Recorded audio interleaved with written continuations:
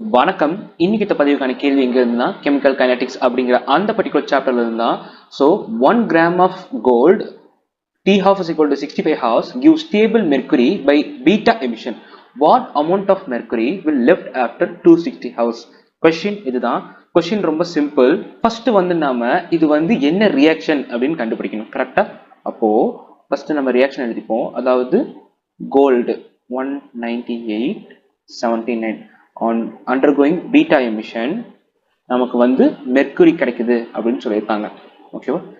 எந்த ஒரு ரேடியோ ஆக்டிவிட்டியா இருந்தாலும் அது வந்து ஃபர்ஸ்ட் ஆர்டர் ரியாக்ஷன்ல வரும். ஓகேவா? கெமிக்கல் கைனடிக்ஸை பொறுத்த வரைக்கும் அது வந்து ஃபர்ஸ்ட் ஆர்டர். கரெக்டா? இப்போ நம்ம ஃபர்ஸ்ட் ஆர்டர் ரியாக்ஷனோட ஒரு ஃபண்டமெண்டல் ஃபார்முலா பத்தி பார்ப்போம். ஓகேவா? டி ஹாஃப்க்கும் ரேட் கான்ஸ்டன்ட் கேக்கும் உள்ள ரிலேஷன் என்னது? T half is equal to ln2 divided by k. Okay, and equation for first order can be given by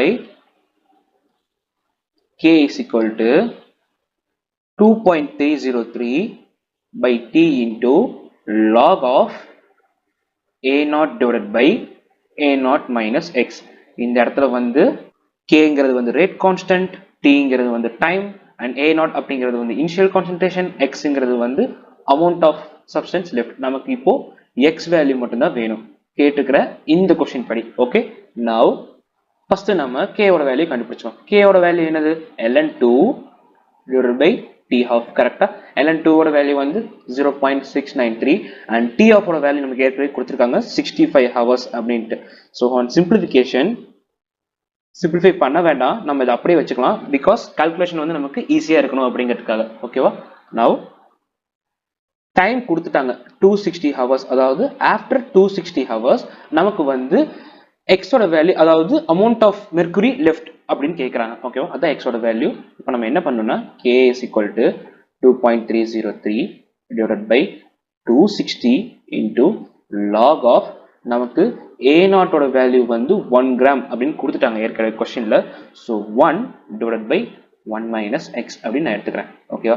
and நம்ம k ஓட வேல்யூ நம்ம ஏற்கனவே இங்க கண்டுபிடிச்சிருக்கிறது என்னதுன்னா 0.693 divided by 65 is equal to 2.303 divided by 260 into log of 1 divided by 1 minus x. ஓகேவா? now இதை நாம இப்ப சிம்பிளிஃபை பண்ணும்போது 1 divided by 1 minus x is equal to 16 அப்படின்னு நமக்கு கிடைக்கும். அப்போ 1 is equal to 16 minus 6x. அப்போ x is equal to 15 by 16. கரெக்டா? இதோட ஆன்சர் என்ன அப்படின்னு பாத்தீங்கன்னா 0.9375 grams. ஓகேவா?